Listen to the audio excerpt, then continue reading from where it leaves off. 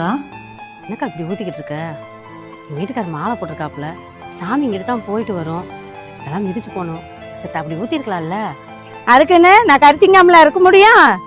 உங்க வீட்டுக்காரர் மாலை போட்டோன்னா அப்படியே சாமி ஆயிடுவாராக்கு. பிடிக்கலன்னா வேற வீட்டை பார்த்துட்டு போடி. அஸ்மா, எங்க கடை கிளம்பிட்டியா? என்னக்கா விரத சாப்பாடு ரெடி ஆயிடுச்சா? மதியம் சாப்பிட வந்துருவாங்கக்கா. வா சாப்பிடலாம். அப்புறம் நான் கேட்க நினைச்சேன், ஃபர்ஸ்ட்லாம் நம்ம வீட்டில் பிரியாணியா மணக்கும், என்ன அந்த வாடையே வர மாட்டேங்குது? ஒரே காம்பவுண்டில் இருக்காங்கக்கா. அவங்க வீட்டுக்காரர் வேற மாலை போட்டிருக்காரு, அதனால நான்வெஜ் சமைக்க சங்கட்டமாக இருக்குங்கக்கா. அண்ணன் மலைக்கு போயிட்டு வந்ததுக்கப்புறம் எடுத்துக்கலான்ட்டு எங்கள் வீட்டுக்காரர் சொல்லிட்டாருங்கக்கா.